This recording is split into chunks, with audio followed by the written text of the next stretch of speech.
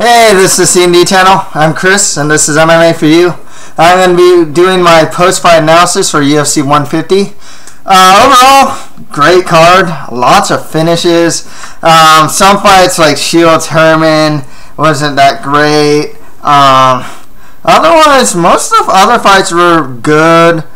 And there's a lot of, like I said, a lot of finishes. I think it really hurts this card though that like there are a lot of unknown guys fighting. So I mean, I was watching with my brother, and he's all like, you know, it's like, oh wow, you know, these you know, there's a lot of finishes, but it's like, who are these guys at the same time? The judging issues rise again. I will get into that. As far as fight picks go, I did really well this time. Got 10 out of the 11 fights correct. I missed Jake Shields versus Ed Herman. Let's get right to it. Benson Henderson defeated Frankie Edgar by split decision. One judge had it 49-46 Edgar. The other two had it 48-47 Henderson. Okay, I picked Benson Henderson to win this fight. I think he totally lost this fight. I don't know what those judges were seeing. You know, I actually had 49-46 Edgar. I had Edgar winning rounds 2, 3, 4, 5. Here's the thing. I get it. Henderson won round. He definitively won round 1. I would say Edgar really definitively won round 2 and 5, because that's when he dropped him in round 2. And I think he just really got the better of him in round 5. So rounds 3 and 4 were relatively close. If judges did get, I don't know what the exact scorecards were as far as like who got what round. I would assume those other two judges saw Henderson rounds 1, 3, and 4. Like I said, I don't agree with it. And honestly, a lot of other MMA journalists don't agree with it. Jordan Breen from Sherdog didn't agree with it. Brent Brookhouse from Bloody Elbow. Some of the guys from MMA Fighting all did not agree with the scorecard and had it for Frankie Edgar.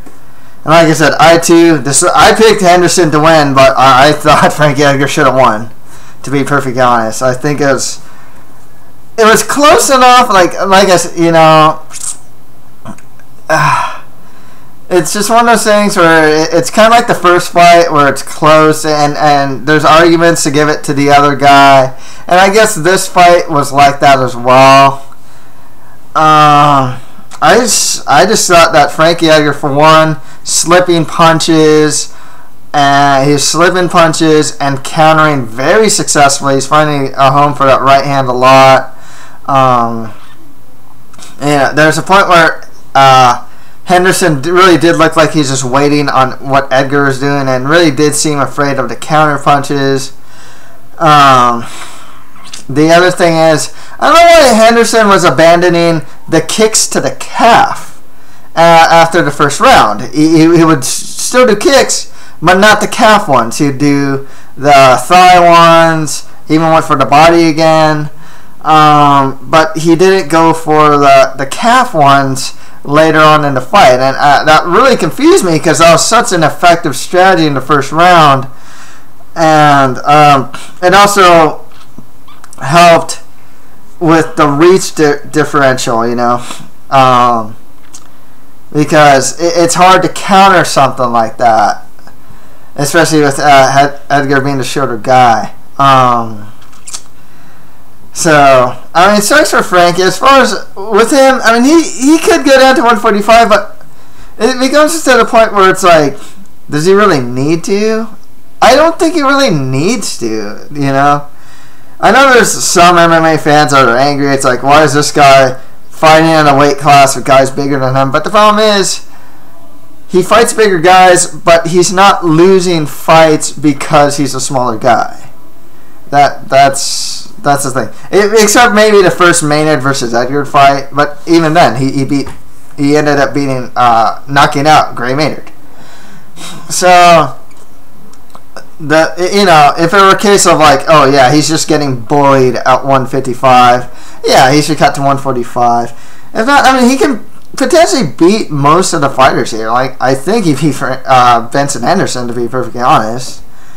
I think he'd actually have a hard time with Nate Diaz. Edgar versus Serani would be a cool fight. I don't think that fight's going to happen, but it would be a cool fight. Benson Henderson gets Nate Diaz, and this is a tough fight for me to call. Diaz, and it's just so tough to get over that reach. I feel that while he does have that, like, the Stockton slap, I feel that he does hit a little straighter, a little harder than his brother Nick. He has good scrambling ability. I think Edgar actually would have had a harder time with Nate Diaz than Benson Henderson, just because of size and the height. With Henderson, he could win with his grappling, potentially, and avoiding getting submitted. Tough to do against a guy like Nate Diaz, but it is possible. On the feet, Benson Henderson's probably going to get schooled by Diaz. Henderson he's not a good puncher. It's pretty obvious. He does a triple jab, triple pulling jab a lot of times. Throws a lot of the same hooks. Doesn't really utilize an uppercut. Doesn't throw combinations with his hands too well. And therefore gets countered. But Henderson's kicks are really strong. So that one's going to be a tough fight to call, though, when Henderson does fight Diaz. This is a great fight. I don't know who got fight of the night, submission of the night, or knockout of the night. Even though knockout of the night probably goes to Serani versus Gillard. But otherwise, yeah, I'm not too sure who got the other submission of the night. Probably went to Bermudez. I think he got the standing guillotine. Because, actually no one else got a submission. Yeah, no one else got a submission. So, most likely Bermudez got submission tonight. And that was a slick submission, too. Guillotine against a cage. It's a nice one. But, yeah, it was a good fight. Like I said, I thought Frankie Edgar totally won that fight. I had him 49-46. I thought he had rounds 2, 3, 4, and 5. Understandably, I think he definitively won rounds 2 and 5. Rounds 3 and 4 are close. Benson Henderson definitively won round 1. So I can see the arguments for sure. I'm not oblivious to that. But personally, I did have it for Frankie Edgar. Okay, next right after that, Don Serani KO'd Melvin Gillard. 1 minute and 16 seconds in the first round. This was just a cool fight. I mean, this was a cool round. Melvin Gillard, it's funny because, you try and be, a body language expert, in the fights, or to the build-up and before the fights. It's like, oh, man, the way he looked in the stare down or whatnot. And the way he looked in the weigh-ins and whatnot, or the way he sounds in interviews, this guy doesn't sound confident, or whatnot. So with Melvin Gillard, I'm looking at his body language, and even the announcers say something like, "Oh yeah, he doesn't have his swagger," blah blah blah blah blah, and I'm like, "Oh yeah, his body language, he seems a little." Serani is all hyped up. Gillard seems a little more reserved. He doesn't seem as super into it. Fight happens, Melvin Gillard drops him, right away. Follows it up, almost looks like he's gonna win. Throws big knees to the body. It looks like he's gonna maybe just gas himself out or something, because he stopped. And once he stopped, Serani, man's got a grazing head kick, running punch KO. I mean, this is awesome stuff.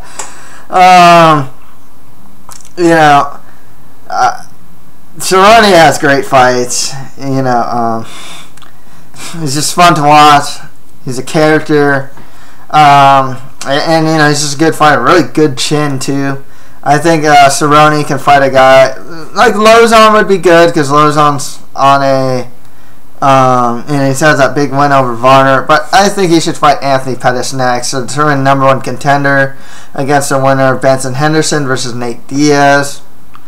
Gillard can fight someone like Jamie Varner. I think that would be a pretty fun fight.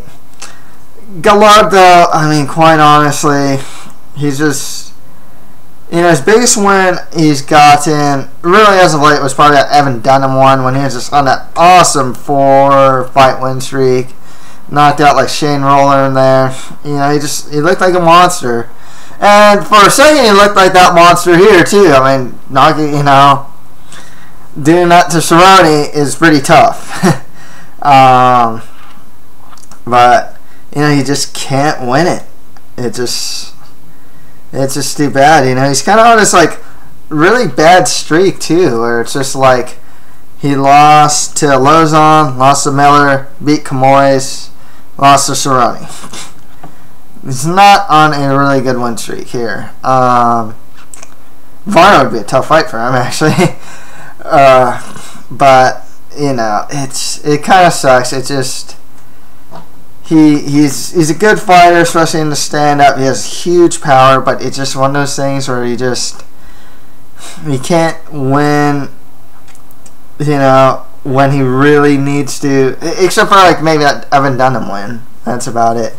It sucks because everyone sees the potential in Gillard, but he just hasn't really reached it. Hasn't really been a #1 contender or anything like that. Serani, though, WEC never die here. Benson Henderson, Donald Serani, those guys they're doing really well at 155. I can see Serani eventually fighting Benson Henderson again, possibly fighting Frankie Edgar. But like I said, Serani versus Pettis would be a good fight. And next right after that, Jake Shields beat Ed Herman by unanimous decision. It's the only fight that I missed. Once again, I'm not saying this because I'm like biased. It's like, oh, my guy didn't win, but my guy fought stupid. I mean, pretty much, you clinched with a guy whose strength is the clinch and the ground game. Don't know what Ed Herman was doing here. Just about everyone in the division, most people in the UFC have a stand-up advantage over Jake Shields. Ed Herman decided not to use it. There was a point in the fight, even though I picked Ed Herman to win, I started cheering for Jake Shields because Ed Herman was fighting so stupid. Quite honestly. I like that with Shields. I saw his judo game. Usually I saw like a relentless takedown game, but it's nice to see his judo game here and his top control game. He's still, someone, I think it's Brent Brookhouse from Bloody Elbow mentioned he's at a weird spot because he's beating mid-tier guys like Ed Herman with some trouble, relative trouble, I guess. He's not a fun fighter to watch, but he's good enough to beat certain guys. So he's in this weird spot. Ed Herman's just in mid-tier purgatory. I think he should just fight mid-tiers and lower tiers. With Shields, I guess he can fight like another up-and-comer like Costa Philippou maybe. I'm pretty high on him. Husamar Paul Harris versus Shields would be really cool. Or even Okami. I think that would be a cool fight as well. But yeah, Shields is he's in a weird place, I think. He doesn't have the greatest, most aesthetically pleasing fights, but he's too good not to be in the UFC. But he's not, I don't know if he's good enough to be a contender again, to be perfectly honest with you. He's just, he's lacking in the striking. A lot of middleweights look a lot bigger than him. Herman looked bigger, noticeably bigger than Shields. And I know a lot of middleweights are gonna have a size advantage over Shields as well. Next round after that, Yushin Okami beat Buddy Roberts by TKO in the second round. Roberts had the better striking and would wobble Okami. There was some, this was the thing with Rogan here, because it's like, he wobbled. Okay, well, he's walking forward and throwing punches. Yeah, but he's still wobbled, apparently. It's one of Rogan's biggest problems where it's like he'll stick to a narrative whether or not it's visibly right or wrong.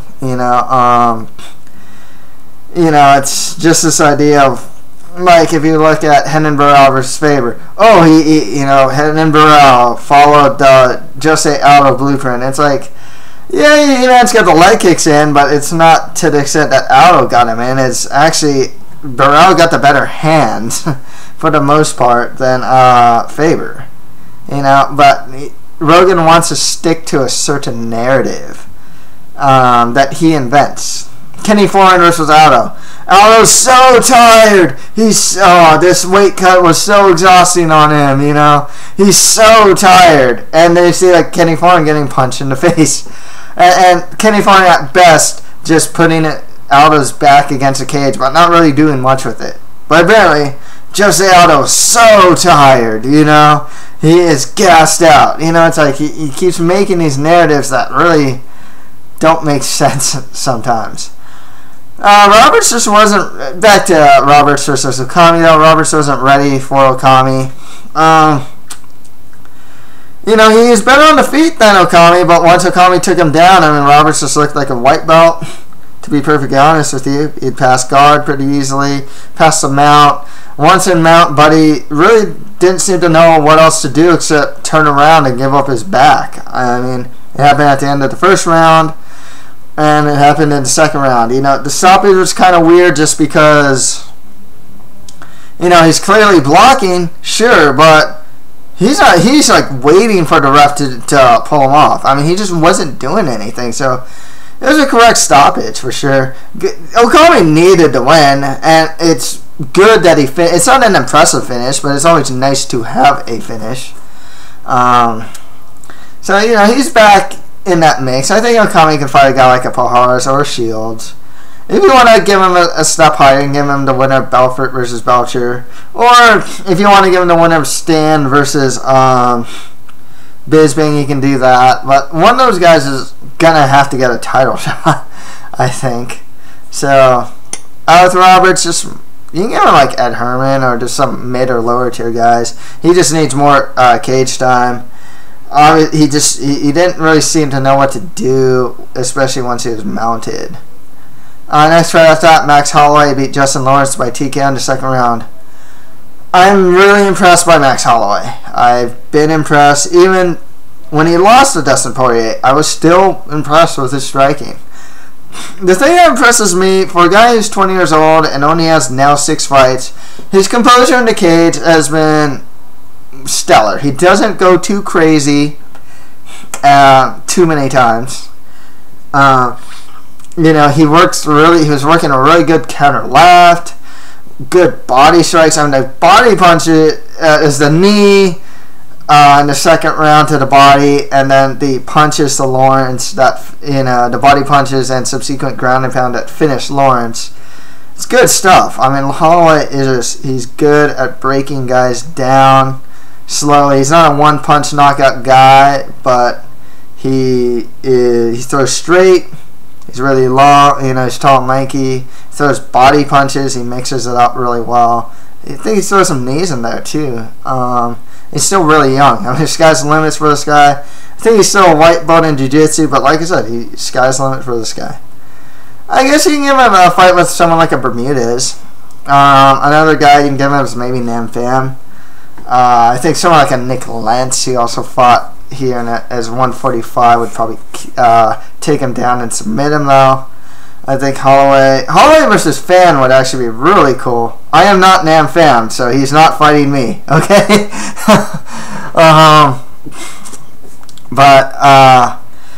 Just for the striking battle. I also like Holloway's overall takedown defense. It's really good. His ability to get back to feet is pretty good as well. Lawrence, he's only 22, and he's a good prospect himself. Striking is good. He has some power.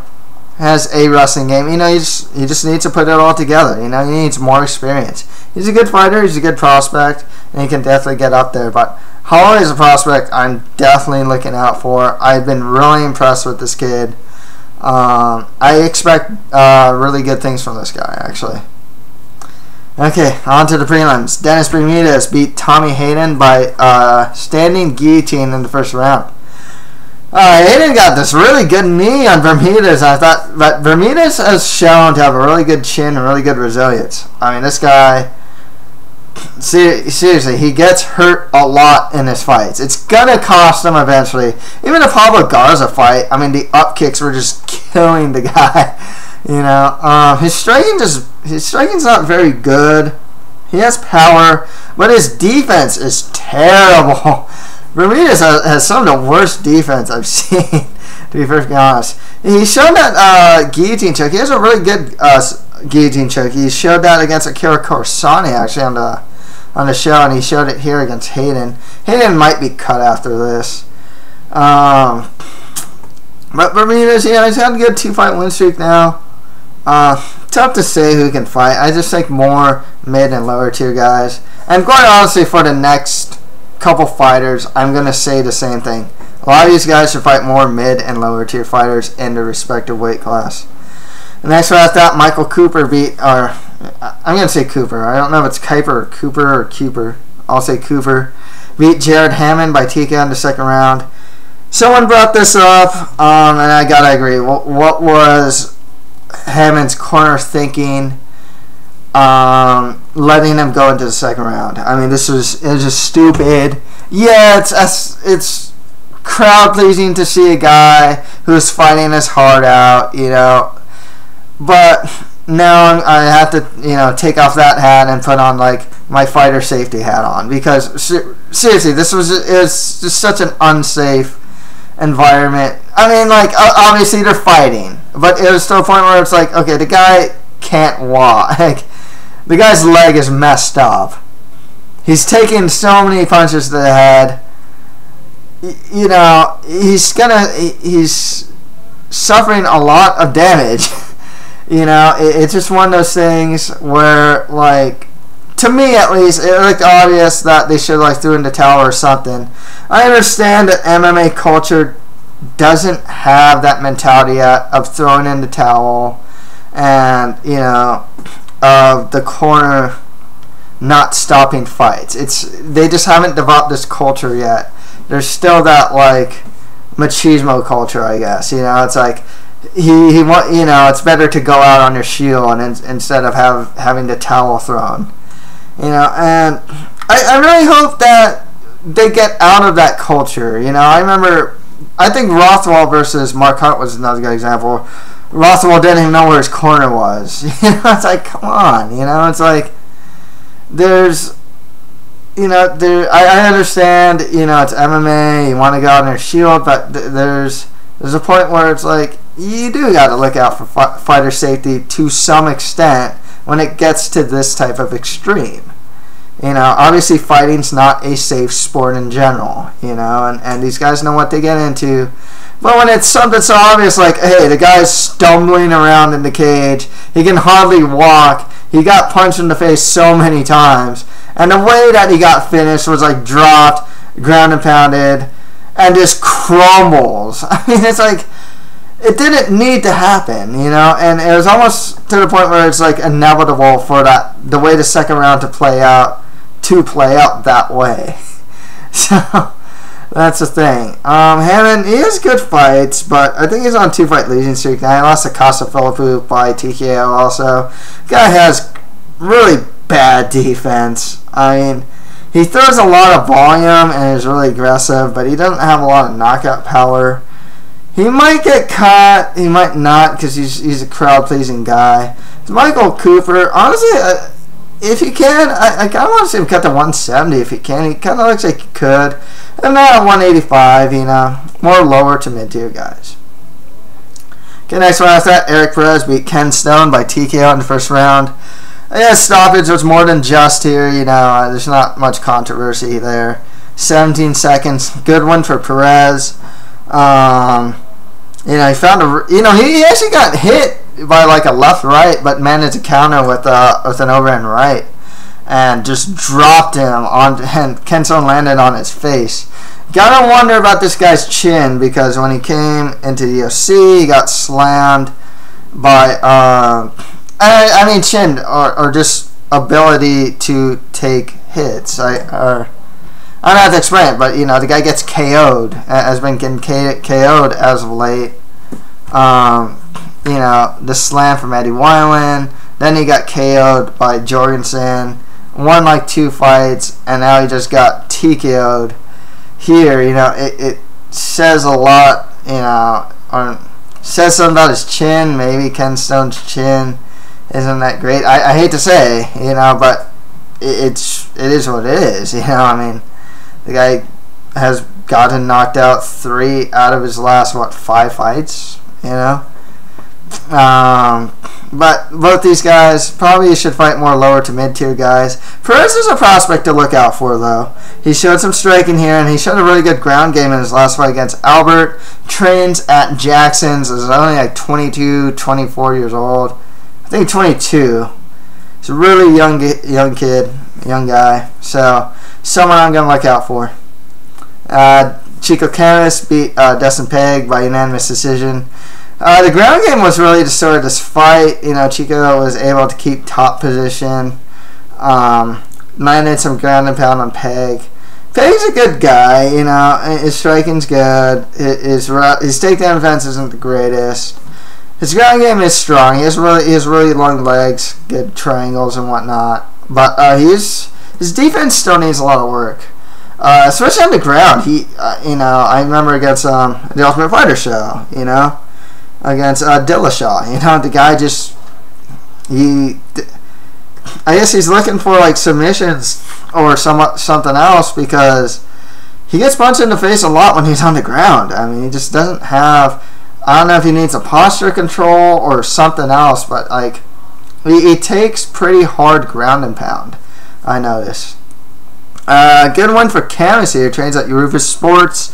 Showed off a good grappling game here. And his striking looks pretty decent as well. You know, I hope they can fight more lower to mid-tier guys in the division. And finally, Nick Lentz beat Eiji Michioka by TKO in the first round. Lentz looks really great in this division. You know, I think he has the capability of doing some big things here. He has strong wrestling. His stand-up still needs some work. It's not terrible by any stretch of imagination, but you know, for the most part, he's a well-rounded fighter. His wrestling's gonna definitely be you know, real tough for a lot of his opponents. And he's definitely trying to be a more exciting fighter too. You know, the fight against Andre Winter that made people not like him, and the Tyson Griffin win that he managed to get, in my head at least, is erased. I'm starting to like Nick Lentz and like what I see from him. Michioka is probably going to get cut after this. 2 losses in a row. He doesn't look particularly impressive either. But yeah, but with Lentz, you know, just more lower to mid-tier guys in the division. Okay, so that's pretty much it for my UFC 150 post-fight analysis. If you have any comments, just leave them below. And that's it for MMA for you. Thank you guys very much.